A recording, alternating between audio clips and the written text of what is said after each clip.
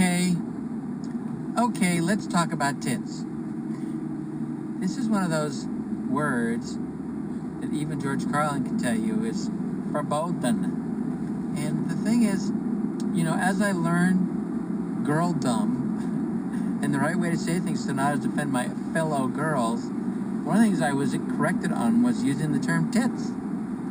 I can use boobs or breasts, and I can say breast augmentation, but I can't say I got a new pair of tits, because apparently that's offensive.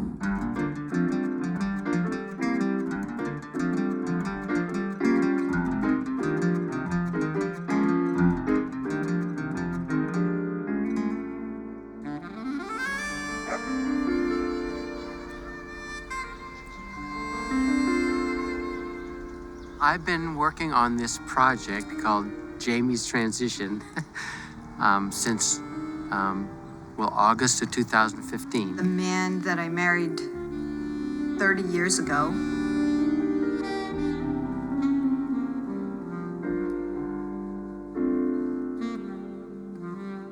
is now a woman.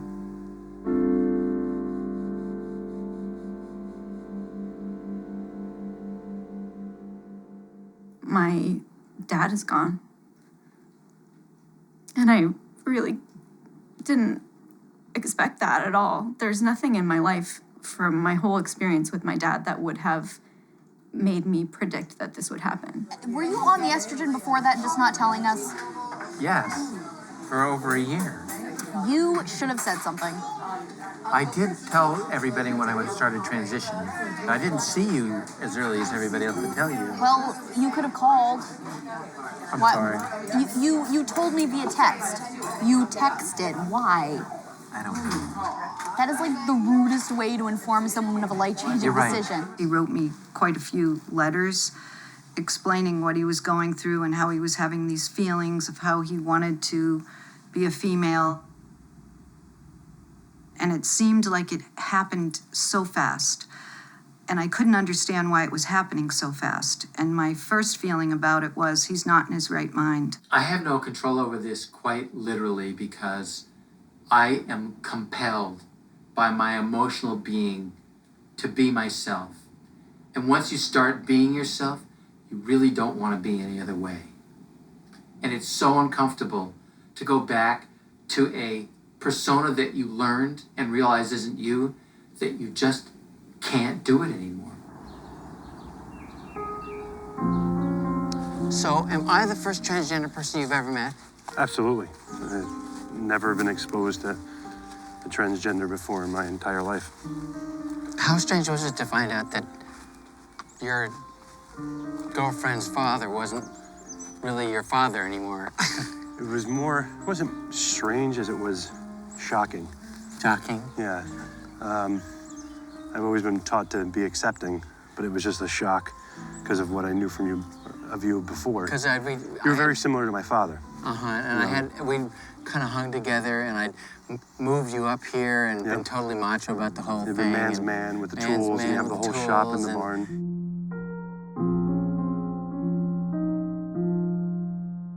My emotional control went to a complete zero. I got really, really depressed. And I was flying off the handle all the time. I was screaming and crying all the time. It was grief. I was really going through grief because I was losing my dad. And I didn't feel like he cared that I was losing him. And then it was like, hey, I want to be a girl. So what did it upset you? It wasn't upsetting. It was, well, I guess it was, because I had just lost my father, and you were more of a father figure at that point. And I felt like I was losing a second father, almost. Oddly, I was so self-absorbed. I really wasn't very sensitive to that. Yeah, it was rough. And I'm sorry about that. That's okay. I am, because...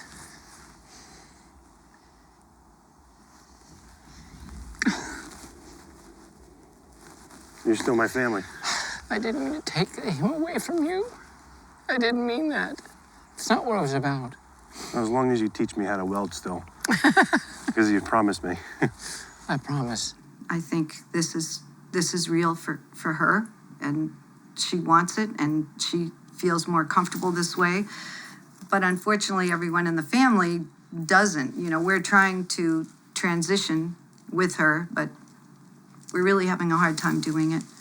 And it's hard. I wouldn't wish it on anybody. I felt like my dad was choosing to leave me and go away and disappear for this other woman, for this, you know, for this like evil stepmother. I didn't like the woman. By changing your endocrine system, it changes the way your brain works. And it starts you on a journey, really. And so they suppressed certain kinds of endocrine stuff they didn't want, like testosterone, and then they replaced it with estrogen, and I began to feel a slow change. Began to feel less aggressive and more at peace with myself, and more willing to listen to people and less judgmental. Now, maybe that's just because I wanted to be that way all along, but it seems easier for me to do that than it used to be. It would have been nice to have my dad as he was, for me to at least get married. I think the hardest parts for me is that I feel like my relationship with him before has been invalidated. That whole time that he was a man loving me was just not real for him. I didn't feel that way when I was married to him. We were happy. We were having kids. I went through a real mental breakdown when my wife and I split up. And I fell apart. I completely melted down. And I ended up kind of lost. And I started playing this game, a virtual reality game called Second Life. You can create an avatar of any gender and type you want. And I created this male avatar. And I started to be the male avatar on the site. Well, within 3 hours, I had said, I hate this guy. And I decided to create a female avatar. So I created Jamie Lovey.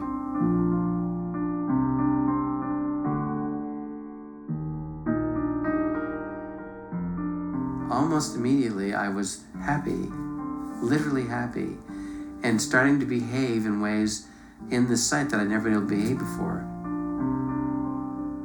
And of course, anything's possible in virtual reality. I could dress her just the way I wanted. I could have the figure I wanted. But if you look at her, you'll see that she really is a direct representation of myself. After doing that for a year, and I didn't know what was going on, I began to realize that there was something about the fact that I was more comfortable being Jamie Lovey than I was being Jamie Peebles. There came a point 2 years later where I was playing with Jamie and realized that that person, that woman, was actually me, and that I'm actually Jamie Lovey, and that she'd really reached out of the Second Life world to wake me up and tell me to be the person I am. It was shocking, really, to me when I realized that I had created really my ideal self on Second Life, and now I had to recreate or render her in real time. And the very next day, I went on Amazon, and I started ordering women's clothes, wigs, and makeup. And I literally, within 3 days, was wearing my real clothes. Hi, this is the first outfit I ever bought on Amazon. I bought the blonde wig for $40, and I bought some texture stockings to go with it. And it's simply horrid. My daughter hates it, and I would never wear it again. This is one of the first dresses I bought when I started to learn how to dress.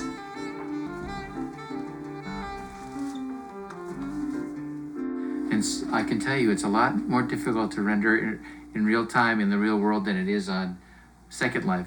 So I've read that I was going to have to get a psychologist because they wouldn't give me the hormones unless I'd been seeing a psychologist. And I made an appointment. Believe me, it was pretty freaking strange to go to this woman, and I was still dressing as a man, of course. The second session with Lisa was the first day I went out in public dressed. I went to the mall. And I walked in the mall so totally self-conscious, and I started shopping.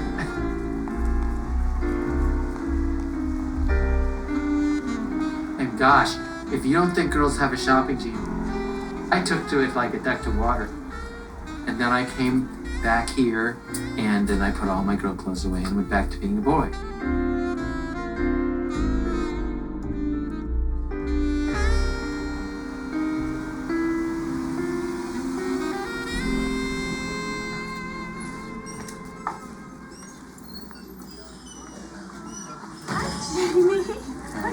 Dressed up for me. I'm good, thank you. Good. My daughter lives with me. She's getting married in August. Oh, nice. Very exciting, and that's the biggest topic of biggest event going on right now. You know, is getting ready for the wedding, I bet. and it's kind of a lot of interesting controversies. Like, So who's walking her down the I aisle? knew you'd ask that question. My daughter would not let me wear this dress to the shower because she felt it was too revealing of my figure. And she didn't want me to show my figure out because she felt I would upstage her. So I wore that dress, Yeah. which I think is great. It is.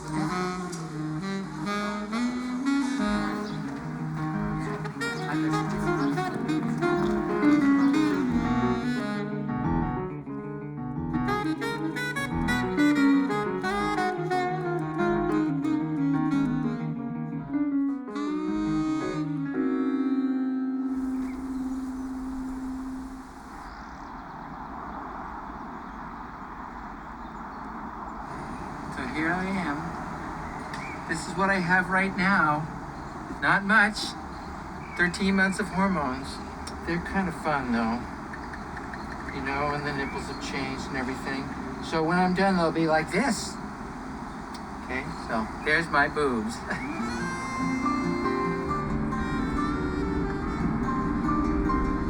I'm pretending that I'm just driving into Boston and nothing's happening because I can't really think about what they're going to do to me and what's going to happen and whether it's going to be good or bad because I don't know. It's the same thing I went through with my orchiectomy, and that was pretty radical.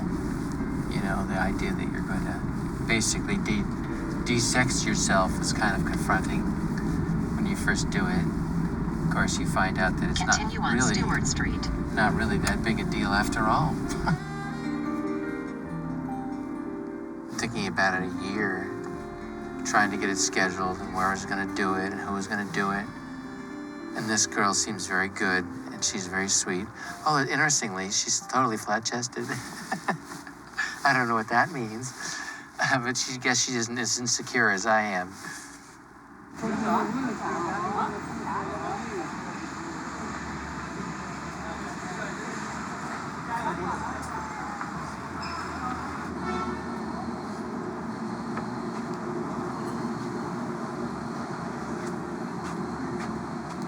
So I just posted a picture of me announcing that I'm going to get my new boobage today, and I've already got 10 hits in 5 minutes. They're all very excited about my new boobs. All us trans girls can't wait. That doesn't make sense.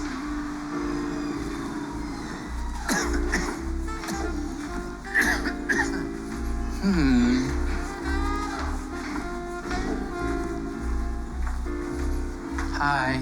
I'm trying to find out where to check in for surgery. All the way down the very end of the hall. Thank you. Do your best to fill out these forms. Oh my goodness. So, you know. If you weren't nervous, we'd be worried. Thank you. Oh, you're very welcome. Yes. Very welcome.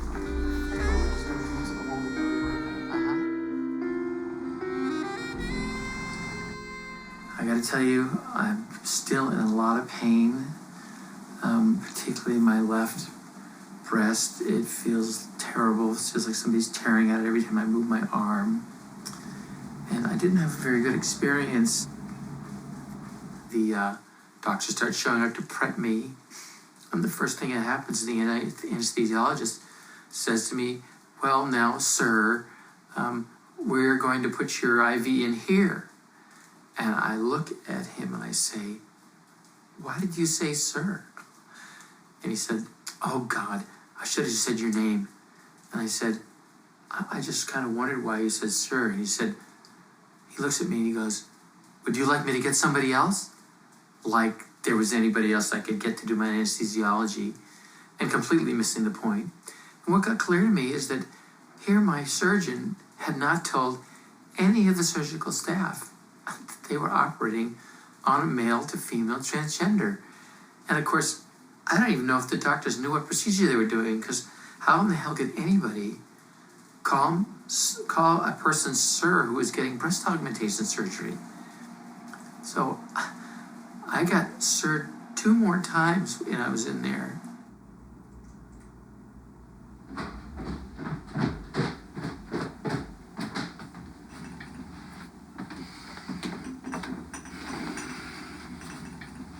Is this good?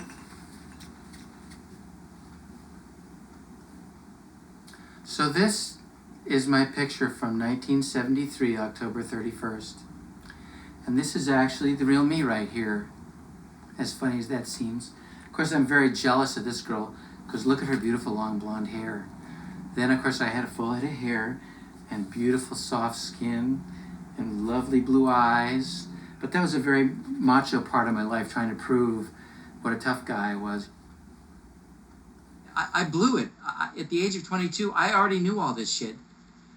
And I didn't do it because I was so scared, so repressed, so confused, I ran away from it. I mean, it's plain as nose in your face. You can see it in that whole exhibit I did for my graduate thesis at Hampshire College, called Self-Exposure.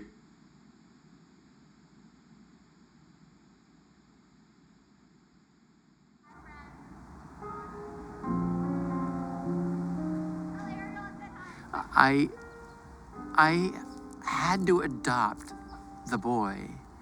I had to. It was a requirement of being Tom Peebles' son. And anytime this kind of feeling would come up, I would feel very ashamed and guilty about it, like there was something wrong with me. And I not even on a conscious level, it was just a direct repression of the whole experience, because it wasn't right. Because I'm not supposed to be like that, you know? And it's unusual. I'm unusual in this regard. I've talked to a lot of trans girls, and there's not a lot that were so successful at repressing their own self-knowledge to the degree I did. I was this cute little blonde, blue-eyed kid. So if I would decide to go into mommy's dress-up bin and put on girls' clothes and then walk around the neighborhood with tennis balls stuffed in my chest, nobody thought it was anything other than Jamie being cute. And I knew I really liked doing it, and I knew that I was being a girl when I did it, but I didn't know that that meant anything other than that I was just being cute. And I particularly didn't like my genitals. I had genital dysphoria, and I didn't like them. And so by the time I was 12, I was trying to think of ways to get rid of them. This is one of these deep, hidden, dark, repressed secrets that I did, and I knew I did, and I was so good at repressing it, I forgot until 3 years ago. I used to play in my dad's office. He was a pediatrician, and the office was part of the home. So when I started hitting puberty, I used to steal his Novocaine and the syringes, and I would inject my genitals so I didn't have to feel them. I did it over and over again because I didn't like them. I didn't want to feel them. So I did it enough that apparently at some point I hit a part I shouldn't hit. And one of my testicles blew up the size of a golf ball. And they had to take me into the hospital and operate on me. And the one atrophied and died. And then I only had one testicle. And affected me in my relationships with girls for quite a few years. But there's no accident about what I was trying to do. And I didn't understand what I was trying to do. I just didn't like what was happening to me. The part about being a boy, I didn't like it. And then I think the good news is then a few years later, it's like testosterone. It's a nasty poison. And the thing is, I got to the age of 14 and it kind of washed over me like a big tidal wave. You know, I'd always been the smallest kid in my class, the little wimpy kid everybody picked on. By 14, I shot up. I was one of the biggest boys in the class. I was one of the strongest, and it worked fine until I got to college. And then in college, I started to experiment because I had these feelings for men, and I didn't understand them. And this was the 70s, and people were very well aware of what being gay was all about, and I thought that's what I might be, and I did a lot of experimenting with it, and the funny thing was that I wasn't. I liked men, but I didn't like being a man liking men. After college, I became a professional photographer.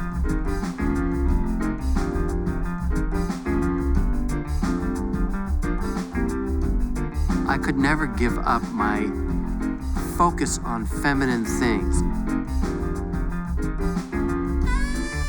I gravitated towards fashion photography and glamour photography. Looking back on it, it was my opportunity to exercise my own feminine needs, channeling it through these models I was working with. And I'd take the girls down to Filene's basement and start picking through the lingerie and make them go in the changing room and try on lingerie for me. And I found a beautiful girl. And it was great. And we got married. And we pursued a lifestyle that allowed me to go ahead and live out my feminine needs at the same time that I was providing her with what she needed in terms of intimacy, sex, and having babies, and all the things we did for 30 years. And that's how I solved the problem of Jamie the girl. I solved it by having the girl to be me, and I would exercise my needs through her. He was taking a more passive feminine role. He liked me to dominate him sometimes and wanted me to be more of the aggressor, which was hard for me because I felt that I was also the opposite of being dominant. I wanted to be in a more feminine role myself.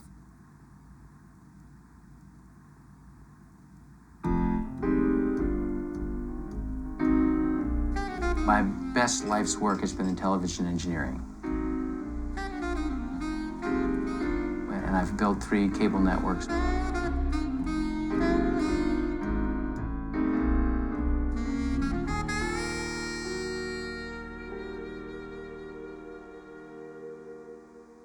I was very fortunate to have a natural capacity to understand complex system integration, and that's what I made a living doing for quite some time. And so are you officially retired, or are you just between projects? Yeah, I'm officially retired from engineering, and I'm officially starting a new life as a visual artist. That's really what I want to do with the rest of my life.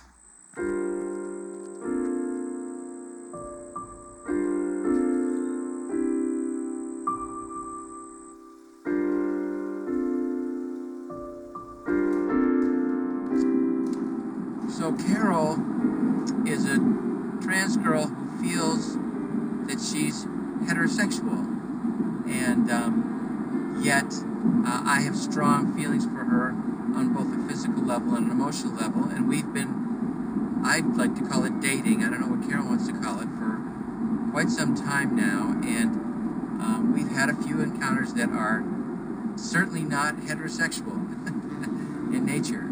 And unfortunately for me, I've developed very strong feelings for her now and want to take the relationship to the next level, and it has created a major issue in our relationship. On an intellectual level, I have really not had a relationship like Carol in my life, where I not only am in love with her, but I am in such sync with her mentally that it's really satisfying. She's a very, very, very bright girl. She's a material engineer and very good at her job. It's a whole new ball game, you know. It's all part of learning how to be emotionally stable in another gender all over again. What I didn't realize going into this is that when you transition, you kind of start from scratch. I mean, you're kind of reinventing everything about your emotional makeup.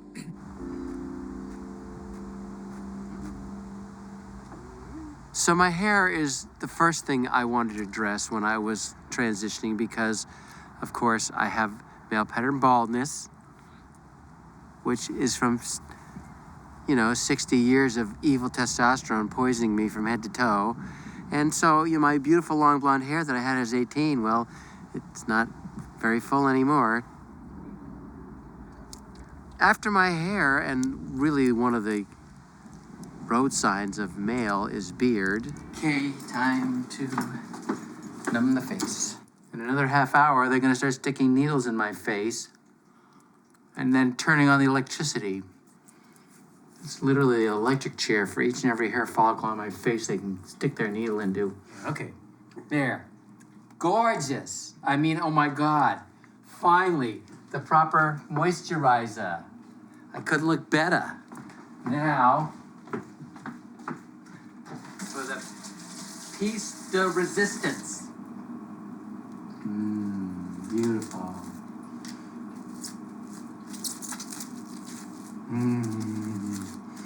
So fashionable. Don't you think I look a lot more feminine this way? Really, I think it's an improvement. I should go around like this all the time. Yes, it hides all the wrinkles, for one thing.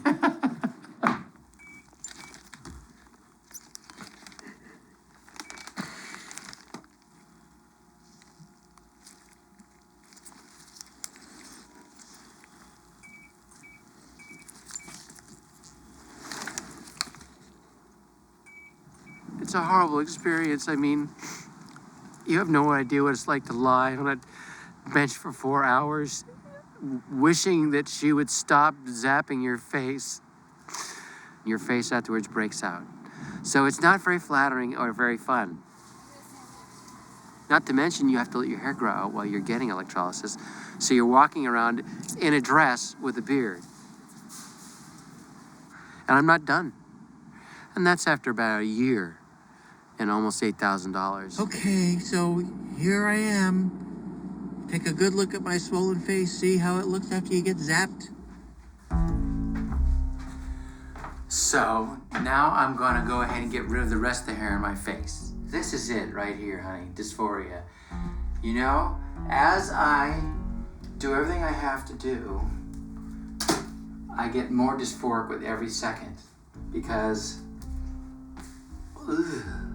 it's like a bad Twilight Zone episode, where you know what you are, you're this really cute girl, and then you go in there and you go, who is this boy here? Oh my God, this is awful. And wake me up, wake me up, wake me up. And I'm more me than I was me. But will I ever be really me? I don't know, I have the discussion. I don't know if you can totally eliminate the dysphoria. The way I do it is I get dressed. And the more dressed I am, the better I feel. What I find is I progress in this, and the better the body gets, the less I have to dress to look and feel okay. And I'm hoping I get to the point where basically I can stand naked and I feel comfortable that I'm the girl I want to be. So, I want to put my makeup on now.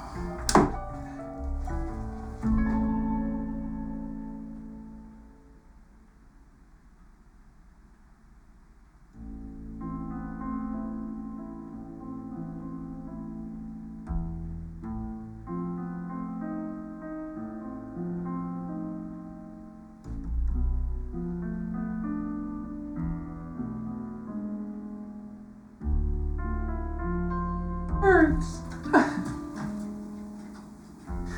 It hurts, honey, it hurts. It's just not. It feels, it hurts bad. To see yourself like that. It's just so disorienting. It's just like, you know, you build up this picture of what you are. And then you get trapped in this fucking rotten trick. Oh, God. Oh. Thank God for feminine ritual.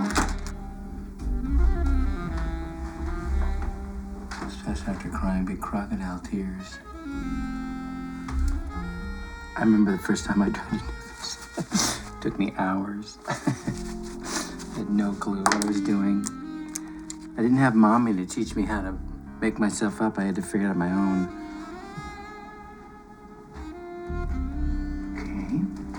Yeah. That's cute, isn't it? There. Not too bad. Oh, God, it's such a relief. I want you to see now why I feel good. I want you to see why we dress, why transgender people dress. This is why, because now, I feel okay. Completely okay. It doesn't matter what you think. The fact is, I can stand and look in the mirror and go, this is me right here. And that's the difference between standing in front of that mirror, scraping that stuff off my face. And now, it's not a sexual thing for us. It's that dressing makes us feel normal. We're normal this way. We're the real people this way. And that's why we love dressing.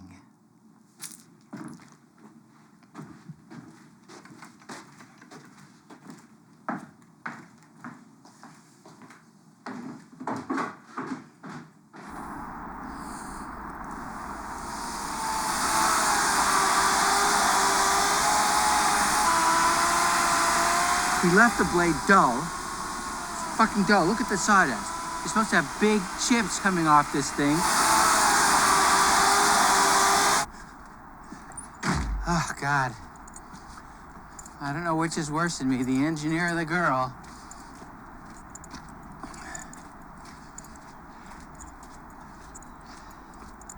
I always know. He'll never pass for me because I always know who he is. Tina still calls me Dad, and I am willing to accept that, but it is increasingly unacceptable given where she knows I am. Unfortunately, she has not come up with a context yet and refuses to allow me to have a less gendered title. He said, do you want to start calling me Mom? Do you want to give me another name? And I said, Dad is your name. For me, it has nothing to do with your gender. That's just what I've always called you. Sometimes when we're out in public, it's just like I'll be calling his name and that's what pops out of my mouth. And that sucks for him because that outs him. And I would feel like when we were out around other people, if we went out to a restaurant or something, that everyone knew and that everyone was looking at us. I was in between wanting to hide under the table and ready to attack anyone who said anything about my dad. I love my dad. Like, it doesn't matter what he does. You know, like, he's done all sorts of crazy shit. And we fight all the time, and there's choices that he makes that I am not afraid to tell him that I think are stupid or wrong or, you know. But, yeah, I mean, that's unconditional. I can't help that. That's not a choice.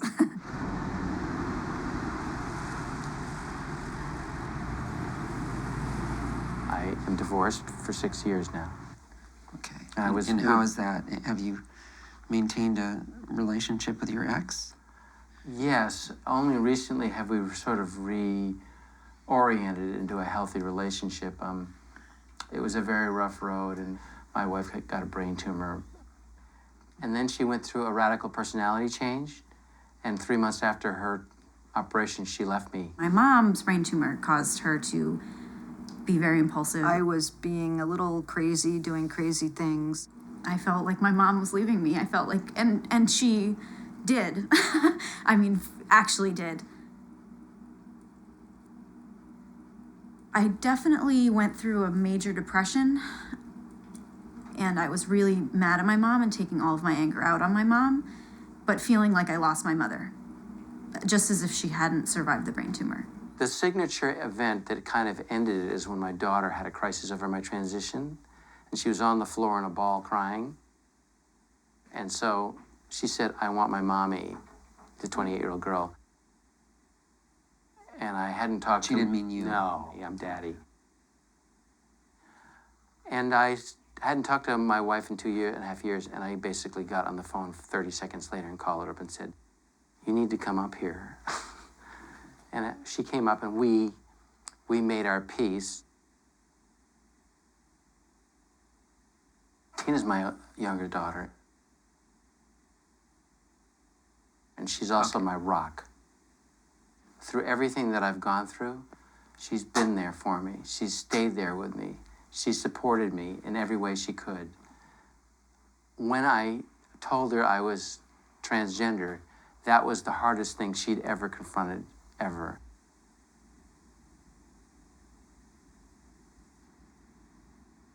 She was always a daddy's little girl. She was attached to daddy at the hip. So she's just confused. She always saw daddy as this big, strong protector of her all the time, including from me, because I was a brat. But now she doesn't know what to think. Her big, strong daddy isn't her daddy anymore, so I don't blame her for being upset. It's just a shock to the system to see a person who has been a male role model in your life. Like, that's for one. Like, this is the best example I've had in my life as what a man should be, is my dad's version of that. Which now I've learned was a conscious effort. It wasn't like he was just absentmindedly acting like a man. That was him trying to act like a man. Isn't she really angry? She's still a little angry. I think she still feels betrayed a little bit, alone, and she's just confused on what to do. His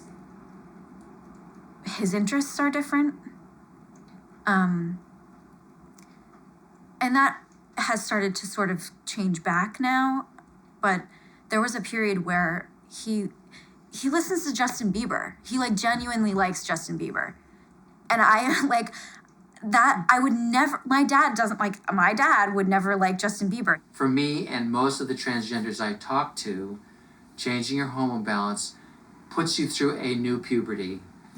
Because when your mind changes, your whole personality changes with it, and you start from that point that you should have started with, begin with. And I literally have had emotional rushes and feelings that I can only describe being those of a 14-year-old girl. For one thing, which drives my daughter crazy, my obsession with popular music, which I never cared for, is very real. I mean, I literally listen to Top 40 radio now and love it. And I think Justin Bieber is the cutest thing that ever walked the face of the earth. Because he was trying to figure out how to dress and how to put on makeup and how to do a lot of things that most girls learn when they're in puberty. But then there was other stuff that went along with that. He started to identify with younger women, and he started acting like a teenager and dressing like a teenager. This is cruel to say, but sometimes Tina will say to me, "Mom, Dad's turned into a bimbo." I've already had my first puppy love, and it was miserable, and I cried for weeks over it. And yes, the hormones have a huge part to play in it. Unlearning the male aspects of your behavior have a huge part to play in it. I still exhibit a fair amount of aggressive behavior that I think I would rather not exhibit as much. I always thought that's just how you were.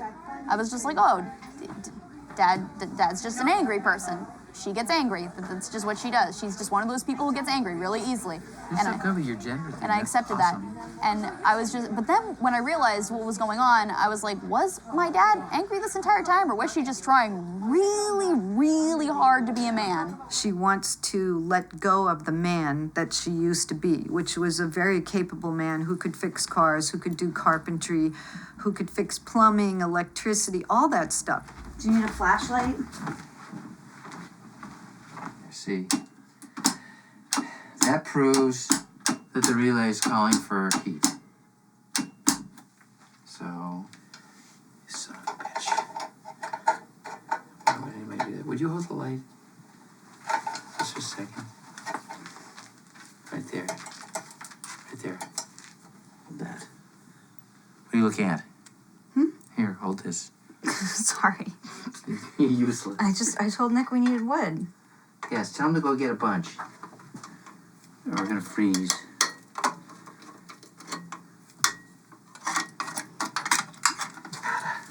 Ready?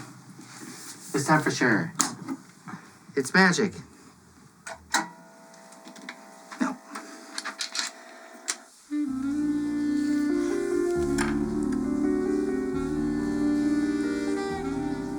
So when Jamie first met me, I was everything that she wanted to be at the time. I admired her. You admired me. Keep messing up this relationship, and I don't know what to do about it. I had achieved success. I was operating in a cis-normative world. I had a large social circle. I was eloquent. And I was all the things that she at the time aspired to be. I reached out to her and said, let me hold your hand. Let me walk with you along this journey. I'll be your friend. I'll be your big sister. And she fell in love with me.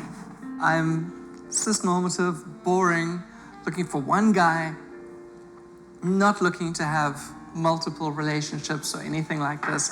And a large part of my identity was tied into transitioning for a reason. I wanted to be able to transition so that I could be happily married again.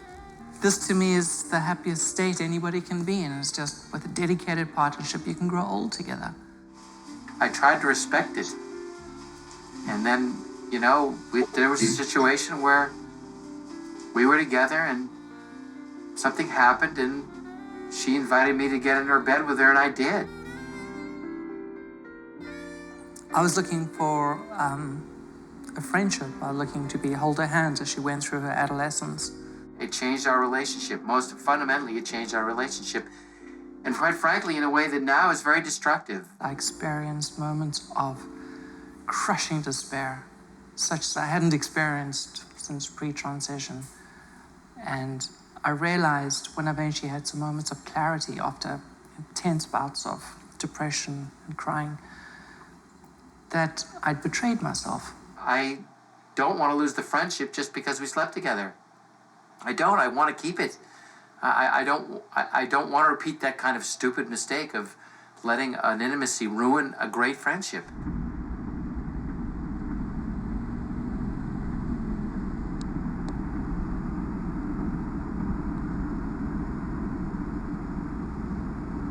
Now I've got my bottom surgery coming up in 4 weeks, November 29th in California, and I don't know how I'm going to pay for it. I've done all the medical prep work, and I'm with Neighborhood Health Plan, and as far as I know, they won't pay for it. I basically have 30 days to get my shit together. Thank you for calling Fenway Health. If this is a medical or behavioral health emergency, please hang up and dial 911. I'm looking into changing my plan here now that it's open enrollment. So, for the remainder of this year, you're essentially going to be locked into the plan that you have. That's not what I was told, and I talked extensively to you folks months ago and was told I could change my plan today and have it retroactively active till November 1st for Blue Cross Blue Shield. I was told that by your staff several times. I don't see any documentation of that. Well, it's in there, believe me. Because Massachusetts has legislatively made the decision that transgenders have medical necessities to get this surgery done, and they announced that Boston Medical Center was going to do the surgery, I immediately started reading up on it and found out that within 1 week after making the announcement, they had a 100 waiting list, which means that there's no way I could have ever gotten my surgery this year. And ironically, when I turn 65, I have to go on Medicare, and Medicare won't pay an adequate rate for surgeons to do the surgery with them. What that would mean is that Blue Cross Blue Shield does not participate in that. And I realized that the only way I was going to get these surgeries done was through health insurance, because I don't have the money. And you know, this surgery alone is almost $40,000. Right, but I don't have any records of you ever contacting us. Well, that's ridiculous. It's there, honey. I know it is. When do I have to stop trying? When can I just fit in and blend in, you know? When can I just be myself and not worry all the time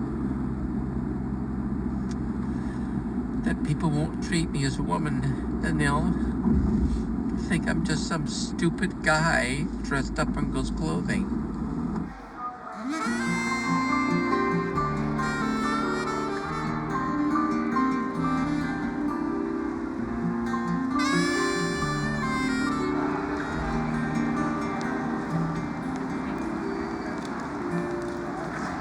Hello. Well, I was up at 4:30, and now I'm here in San Francisco. I'm here to go ahead and get my surgery. It's pretty exciting, or as they say, my gender confirmation surgery. So I am scared and happy at the same time. I'm really looking forward to completing this task and being a fully realized me the way I want to be. So I can't wait to get in there and get it done and move on.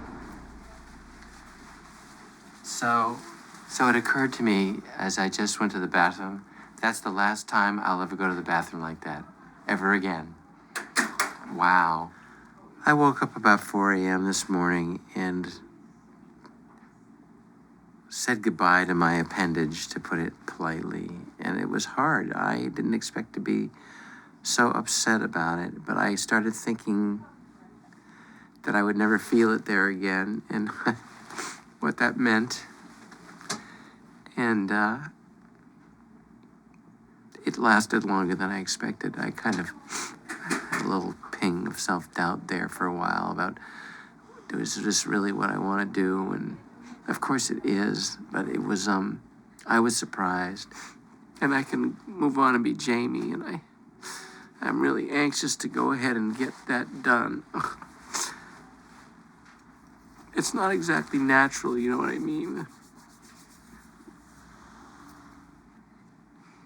I have great memories about James, and I am glad I was James. Particularly for the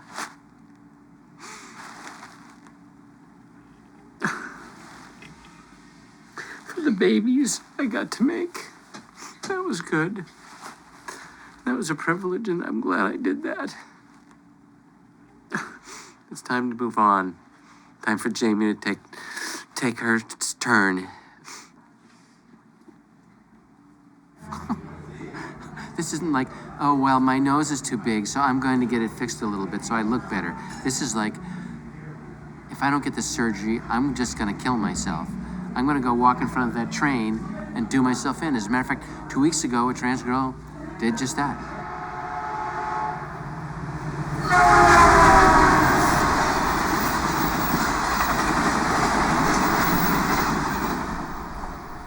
A study in 2009 by the National Center for Transgender Equality showed that 41% of transgender youth at some point attempted suicide. Now, I never got to that point, so I'm fortunately in the 60% that didn't, because I had good parents. Although if I had come out as trans, I probably would have been on the street. Come in. Hey, hi, how are you? So good to see you. Well, it's that time of the day. This is such a big day for you, right? Yes. Thank you. Of course, yeah, no, it's a culmination of a lot of It was hard last night. blood, sweat, and tears. Yes. Was it? Yes, I just had Saying to do hello all- or saying goodbye? Both. I said goodbye. I actually had him say goodbye to some people I needed to say goodbye to. Oh, that's okay. You know, there is a bit of that, of course. You know, but blue skies ahead. You know, the end of the rainbow, the pot of gold. I don't know what you're after, but you know, it's all there for you. So, yeah, we'll get you through today. You'll be, I think, pleasantly surprised. Most patients feel it doesn't hurt nearly as much as they anticipated it would, and it doesn't hurt as much compared to other surgeries even. This is what we do day in and day out. You know, you're just in the. I'm so you're glad just that you you're do just it day number in, day 2 out. of 4. There. Nobody can see anything. Oh, yes. In the room at 1233. Hi. Hello. If you wouldn't mind, turn around. We're just going to loosen the gown. Yes. The knots in the gown. And then, do you see this that has a hole in it? Yes. We're going to ask you to sit just above that. Don't sit in the hole, but have your butt be just above that. And if we can do our sign-in really quick, this is Jamie Peebles. And do you have any allergies, Jamie? Nope. No allergies. And what are we doing for you today? Gender confirmation surgery. Okay, with Dr. Bowers, right? Yes, with Dr. Bowers. Okay, all right. So go ahead and lie back, and then once you get situated, you tell me if that pillow's okay for you or not, and then this probably will sit down. I think that's pretty good. Okay. Yeah, I know.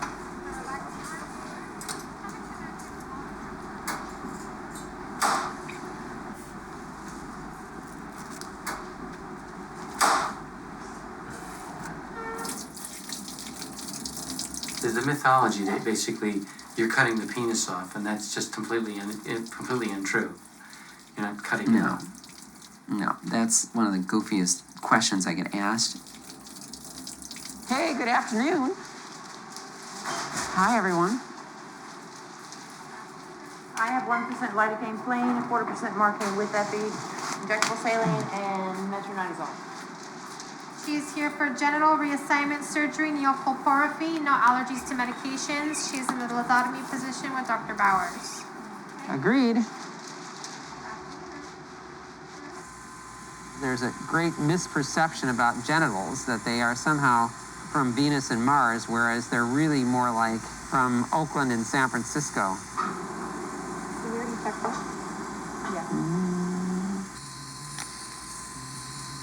We know that everything that a woman has, a male has, and everything a male has, a woman has. And it's because all of the genital structures come from the same basic parts embryologically. So as small fetuses, the tissues are really the same. We're reversing embryology. It's not an amputation because nothing's missing. Everything is repurposed. It's all reused. The head of the penis becomes the clitoris. The labioscrotal folds become either labia or scrotum.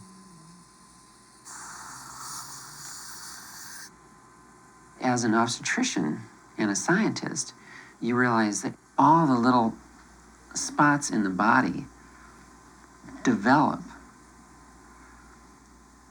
in one direction or the other, but that process is not always complete. We know there is more than a dozen intersex conditions where the formation of female or male genitalia doesn't necessarily lead to one or the other. Everyone thought, oh, there's only XX and XY. No, there's XXY, YYX. It's not just 2. There's like, I think at least 5. And that could account for all sorts of different, I mean, if you were an XXY, obviously you would have female things because you're technically female, there's just a Y.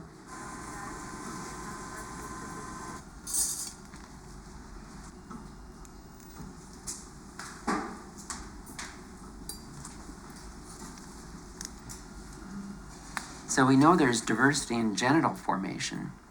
So then when you explain gender identity, the brain, it really is not a surprise that there's also diversity in that. And so that sense of, that inner sense of maleness and femaleness, it fits with what goes around in every other aspect of nature. There's nowhere else in nature where there are only two choices. The transgender has been a part of us for recorded history. If you look at the Bible, there's more than 59 references to eunuchs, which in Jesus' day were... That was a transgender, right? Those were transgender persons. They were willingly castrated. Now we have the means in medicine, in science, to better explain it and to better deal with it on a medical basis. So it shouldn't be something we're afraid of or something we have to apologize for, but something that should be really embraced and welcomed as a healthy unraveling of gender norms, expectations, sexism, stereotypes, misogyny. These are things that all come undone once you can fully embrace what we're absolutely really all about. Even with my own family, it's a process of bringing them up to the level where they can see why that's true for me and embrace it and celebrate it instead of be horrified by it, you know? And it's very hard for them. You've got enough to work with. The orchiectomy will be absolutely no problem in terms of getting depth. Good. What is depth? 6 inches is what we call our gold standard, which is actually more than a cisgender female would have. And the lining is the same as any other female's lining. Oh, really? It's the same tissue type. And so it actually adopts a lot of the similar properties. Oh, wow. And that includes establishment of bacterial flora, which means the bacteria that grow naturally, like any other woman. These bacteria, for whatever reason, they find their way there. Questions? Anything else? Any thoughts? No, I just hope I get to experience the value of having this wonderful thing, you know. Oh, well, unless you back out between today and tomorrow. No, that's not what I mean. I mean, you know, getting in relationships and being able to... Oh, that kind of experience. Yeah. So much of it is just, you know, your comfort with yourself and how you project to others. I mean, there are fears that especially men have about being with a transgender woman. Yes.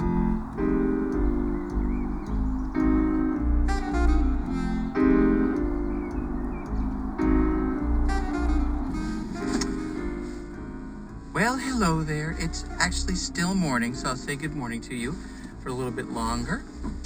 And I've been away for a while because I have had to recover from my surgery, and it hasn't really been as easy as I thought, which of course is ridiculous. Why would I think having your entire lower end reconstructed would be easy? But I've discovered a new problem. It's called incontinence. I have some kind of fistula or leak in my urinary tract that's leaking into my neovagina. And you really have to focus on keeping your bladder empty all the time. And I have one pad between me and sheer humiliation. Be standing in line somewhere, and all of a sudden I'll go, oopsie, or as they say in Monty Python, I wet 'em. And if it doesn't heal itself, they'll have to go in and operate. Actually, a fairly invasive operation. So this is my daily exercise. We're going to show you this. This is nothing new to anybody who's transitioned, male to female, that is. But it's new to everybody else. And this is the cute little kit I get after my surgery. 3 dilators. They're dilators. They're not dildos. They're dilators. Remember that. We don't call them dildos. We call them dilators. Okay? So, they're color-coded, so I won't forget which size is which. Isn't that funny? This is the purple one. It's a very nice one. So I start with the purple one, and I have to lube it up. And then we insert this in the neo-vagina, which is the new vagina. New. So we insert this, and I insert it for 15 minutes, 3 times a day. A artificially created vagina, neo-vagina like this, the body does see as a wound, especially initially. So it will do everything it can to close it back up and heal it closed, like it was never there to begin with. So we are dilating basically to keep the body from doing that.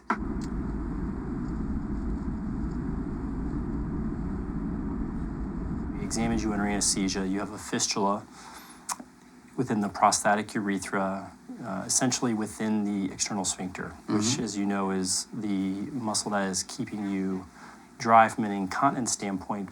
The difficult thing is because of the location of your fistula being within the sphincter and what our options are to fix it. I don't like the sound of this. One potential option is to use what's called an artificial urinary sphincter. Okay. Yeah. It's a cuff, and we could place it around the bladder neck. Okay, so we would put that in abdominally, possibly using a robot, and we would put this cuff around the bladder neck. Yes. It would have fluid in it, and it would act as a sphincter mechanism. How would it work? Well, there's saline in it, and then there's a pump that we can implant, and we could put it within the labia. Okay? Yeah. When your bladder fills up, you would press the pump, and it would open the sphincter, and you would urinate. The trouble with that device for you is how does that work with daily vaginal dilation? It is risky to put that kind of device in if you're going to be dilating vaginally uninterrupted. I don't want to be alive without a vagina. Right. And that's important. I mean, that's one of the things... it would kill me. I'm not just saying that either. I didn't come this far and go through everything I've been through to lose it now. I don't want to do this. I want to stop it. I want to go back. I don't want to be a girl anymore. I'm sorry this happened. It's miserable to find out that you got set up in the wrong deal. It's unbelievable. How could this have happened? Somebody explain it to me, because I don't understand it at all. It's fundamental. It's part of who we are. We get born that way. Anyway, I want to finish now. I want to finish being a girl now, and I want to finish out my life being a girl. That's what I want now.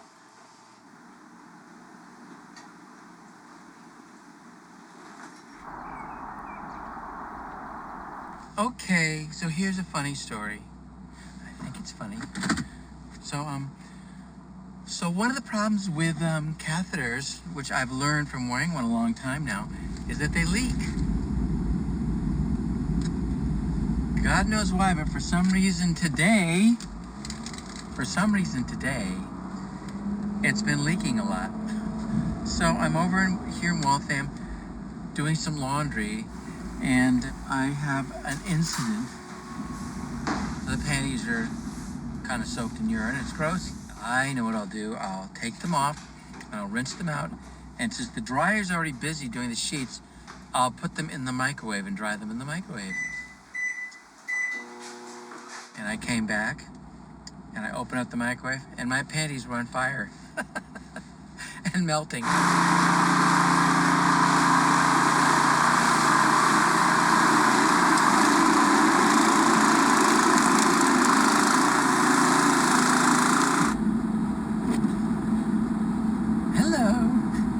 So I know when I've been talking to myself about something, as much as I've been talking to myself about this, I should probably talk to you about it. And that is this, I've been laughing about this orgasm thing. You know, this is completely unexpected. I mean, as much as I've been told about it and anticipated, and I just don't really think I understood the impact of the female orgasm on me. And the fact that I have completely different genitals that work. I mean, say fucking. I promised I'd stop saying fucking. I can't get over the experience. Holy, wow, god damn, what the hell happened? Wow. I mean, you know, I mean, maybe this is the best kept secret of being female. I can tell you, women are holding out on men because, I mean, I've had a male orgasm and they're okay. You know, they're okay, but they don't last. You know, it's like, oh, there you go, and this kind of roll over and go to sleep. For me, at least, and I don't know why or what's going on, but like, I don't know when they end.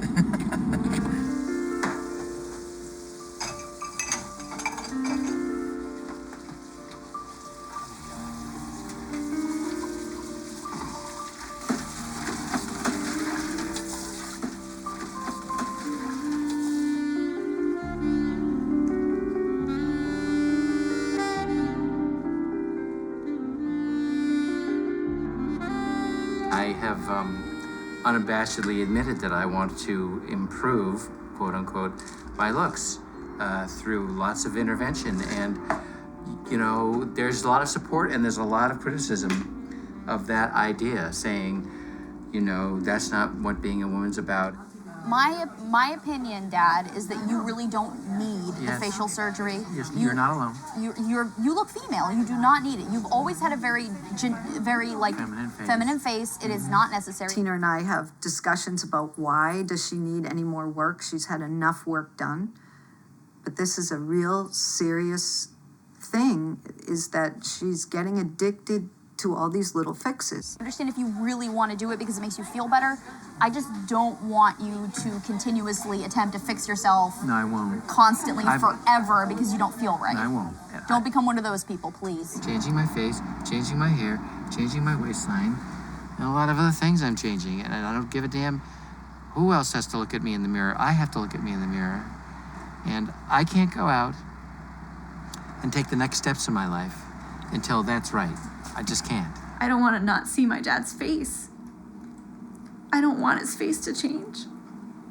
I don't want my dad to disappear completely. If he doesn't, he already, you know, like he doesn't smell the same.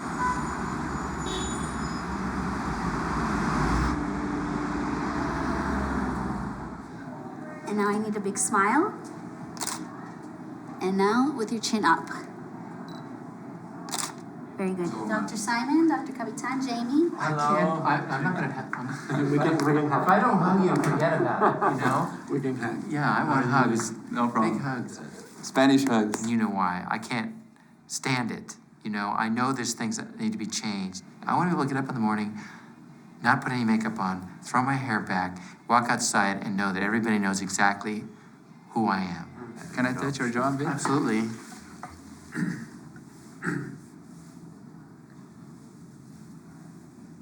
Pull back a bit. Be relaxed. Normal face position.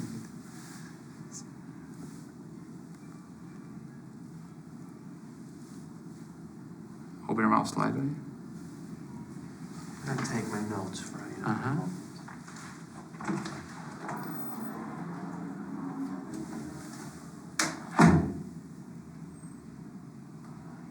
The forehead is a good idea. Okay. I don't even think it's edgy, because it's going to open a lot of your expression. It's going to feminize your eyes. It's going to be rejuvenating as well. With that incision, we are going to obtain also the hair follicles to make a hairline. Your nose and your upper lip is addressed by the same incision as well. Okay. It's an incision placed under your nose, and that incision works for both ways, going up to the nose and going down to the lip. Got it. Okay. The jaw and the chin is performed with 3 small incisions inside your mouth.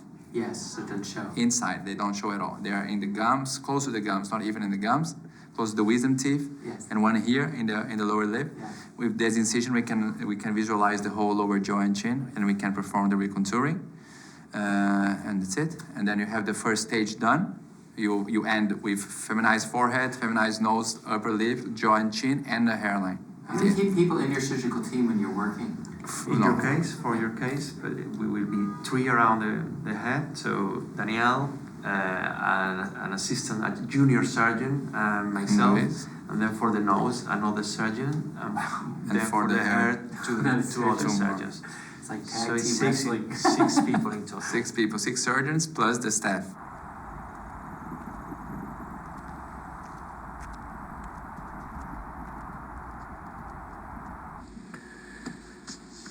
Good morning. Well, I just got through with my physical therapy session with Shannon, and it was supposed to be about exercising the pelvic floor. She guided me through an exercise that connected me for the first time to my pelvic region in a way I've never really connected before. Certainly not as a woman, but 100% as a woman. I just felt my vagina in there for the first time as a real thing. I could feel the muscles and I could feel the contractions, and I realized that this exercise was just so important for transitioning post-ops, because we just shove that fucking dilate up there, stretch things, and we don't connect to the fact that we finally have the genitals we wanted since we were born, the ones that we were supposed to have, and that now they're ours. It's mine. In personal terms, I just got to own my genitals for the first time in my life. I was a man for 63 years, and I carry that with me always. But if I look at a picture of the old boy and I think about the way he behaved, I still feel guilty about it. Oh, God. Sorry, my way to go down the stairs is awkward. That's cool. Dad and you didn't get along very well. No. Don't you miss him just a little bit? No. He was loud. Well, that's the problem. You were loud. It's one of the reasons you left. Yeah, it is. Oh, I'm sorry. I know. You couldn't have possibly understood what it was like. I was just doing my job. I know. It's terrible to be yelled at when you're on the spectrum. It's the worst thing. It's jarring. It's upsetting, and it's really bad. I know you hate this. Yes, physical contact is hard for me. It is part of the problem. I know, but I'm gonna do it anyway. Well, you know what? I've gotten better. It's so much fun being a girl. And I had a blast yesterday shopping, and I'm wearing a new sweater with a nice V-neck that just shows off the right amount of cleavage. And it's so exciting because I put on one of my favorite bras to go with it. You can't have that kind of fun as a guy. It's just boring. Olive green, gray, and blue. Navy blue if you're feeling daring. Well, I've gotten used to saying Jamie, and I refer to her as her first name a lot of the time, but it's mostly just around not outing her when we're out somewhere, or when I'm referencing her to other people. But I've had to learn to navigate around that, and sometimes we get in situations where I just have to say this is my mother, because otherwise any other explanation It's confusing. would make it obvious that something's. It would send up a red flag, and people would go, why are you saying that? Because anyone who was referring to one of their parents would just say, like, this is my mom. They wouldn't say, like, this is my parent. That's not the natural thing to do. But that always gives me a little, like, ooh, and, like, my mom gets upset about that because well, then who am I?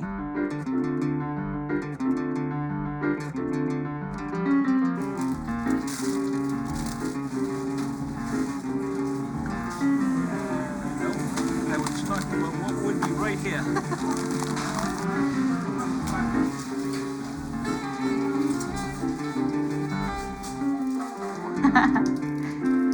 This is $2 check. A Trader Joe wine and a street $3. What am I doing?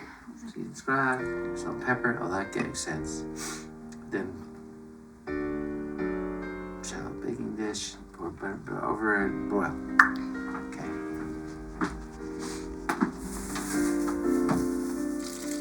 You can't have too much butter, right? Okay, Julia Child. There's never too much butter. I beg to differ. And and I'm just gonna use cheap shit Italian breadcrumbs, okay? No, I'm not complaining. I don't care. I'm not cooking. You never cook. I hate cooking. I hate doing anything that's gender stereotypical. I hate buying the food. I hate going to the grocery store. I hate cooking it, and I hate cleaning up after it. I've heard from a lot of people who get married that they don't even get to eat the food. Yeah, and I'm not paying for all that food so that I can not eat it. We got really awesome barbecue.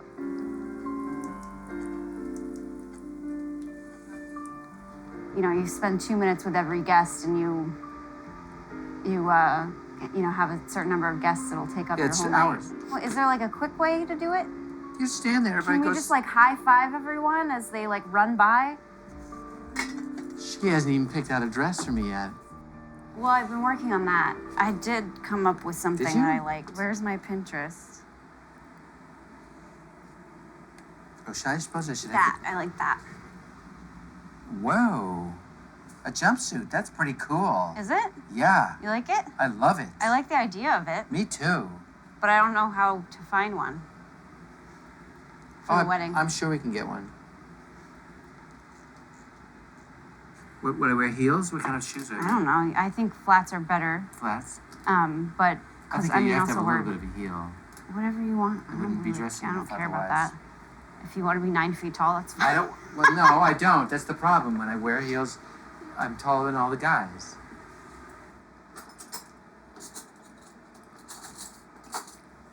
Walking down the aisle? I mean, that's up to you. Honestly, if I'm being frank, I never really envisioned myself being walked down the aisle. I kind of just want to do it by myself. I don't want to have somebody walk Boy, me down. we both walk you I down don't that. know. Still giving you away. No, you're not giving me away. I am my own human being, and I don't believe in being given away. Fine. So let's talk about my brother. I mean, what an incredible prick he has turned into.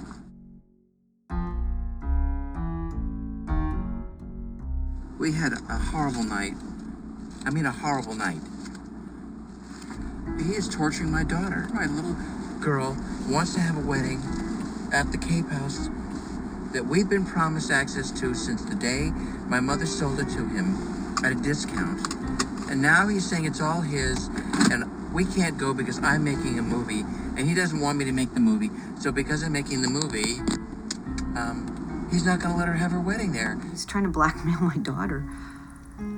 It's crazy. I mean, my daughter has nothing to do with the relationship between the two brothers. The email started, and they started threatening that if we were in the video, we wouldn't be able to use the house, you know, for the wedding. And that's Tina's dream since she was a kid, is to use that house. He literally went after the one thing, the one real weakness she had. Yeah. And put the dagger in as deep as he could. Oh, and twisted it. It takes a lot for me not to just punch him right in the face. His brother feels the same way I do, I believe, that he's just been invalidated as a brother. He was close to his brother. People always used to call them the same names because they looked alike. They always thought they were twins. Doogie's issue is he lost his big brother. I know. And that is very traumatic for a little brother. Deep down inside, you love him, or this wouldn't be so upsetting to you, you know? And I think he's gonna come around. I really do think he's gonna come around. I feel that there's some goodness there, and he's gonna come around.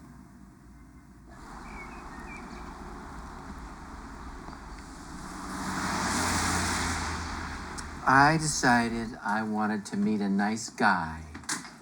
So I went on the worst place in the world to meet one.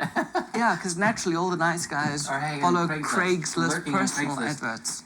Sending dick pics to everybody, but I've only gotten a small percentage of dick pics, I'm happy to say. Percentage-wise, how many? Yeah. About 7 dick pics. Out of how many responses? About 100.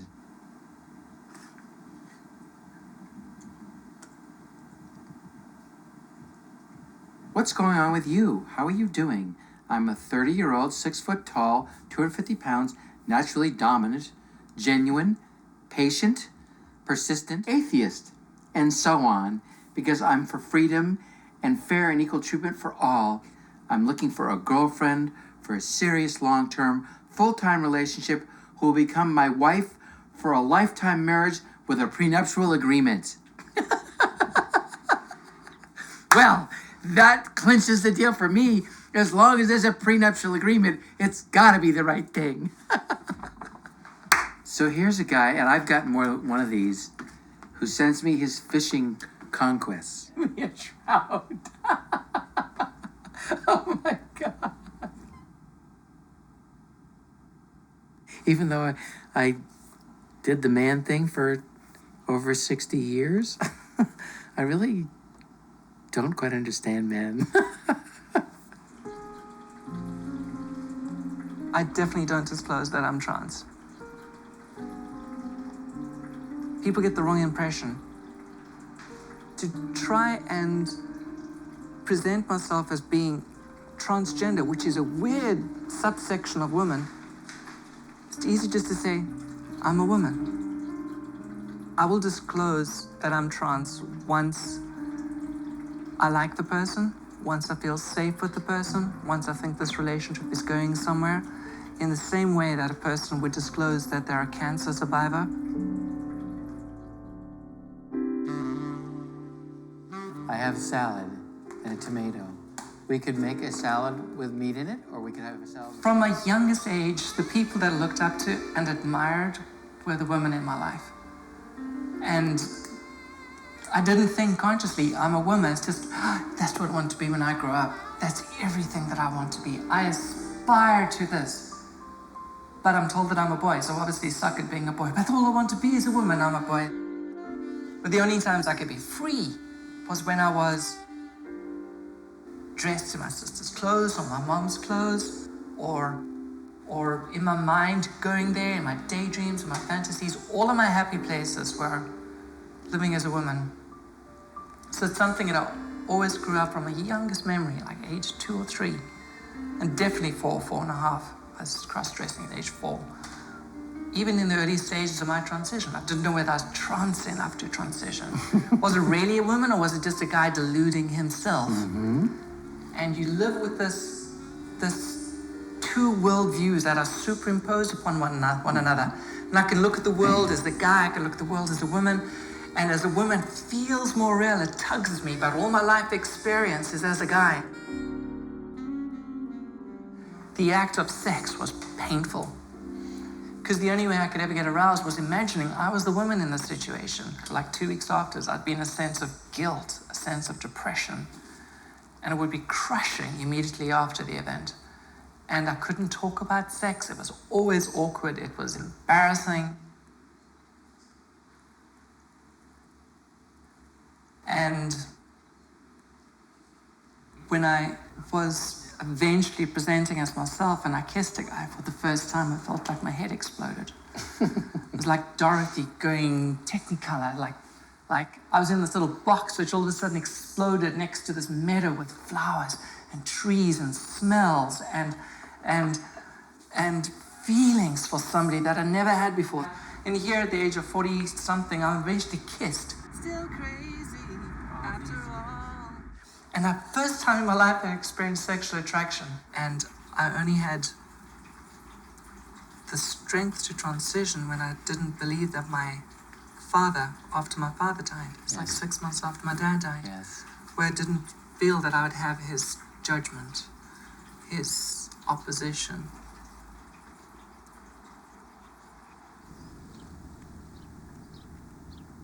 I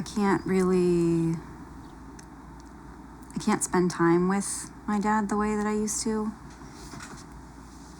I don't think neither one of us can really. Yeah, I mean, we have different, I feel like we have different interests. Everywhere I go, I feel like it's the Jamie show. I mean, there's a lot of times where we're in our room and Jamie will come in with a new dress on and I'll just turn the volume up on my headphones. Yeah. And I won't turn around because I don't care. Yeah. It's beautiful out. It's beautiful, it's beautiful, it's beautiful out. There's a new normal now, and this is just our new life. And every once in a while we look at each other and we're like, is this real life? Like our life is weird. It's like a sitcom sometimes. Yeah, it is. Just our dad. That's my dad. That's my dad.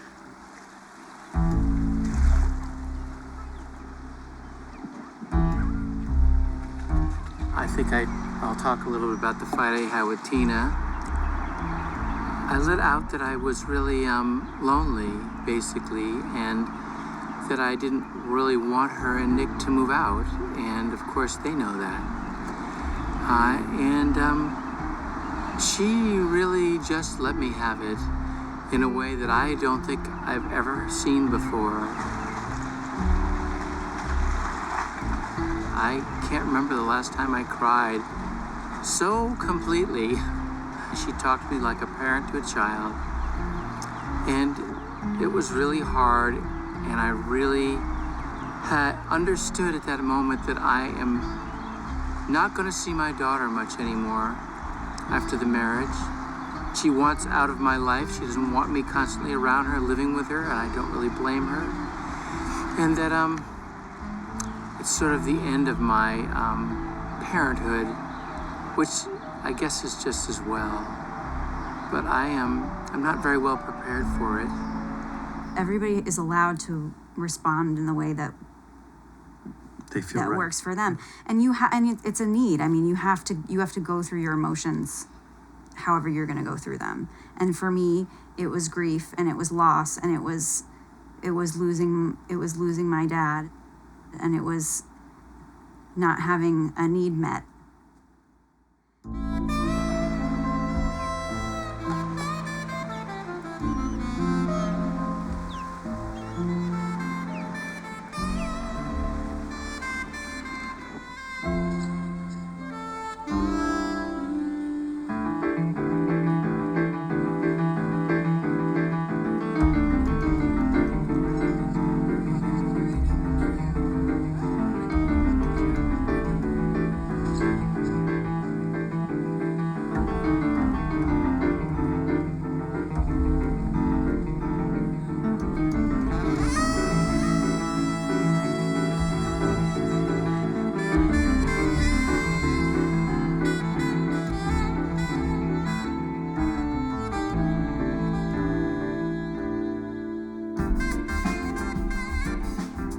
Hello.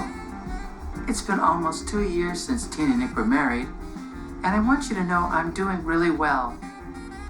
I don't even recognize the person you see in the movie. I guess I'm still a work in progress. Maybe we all are.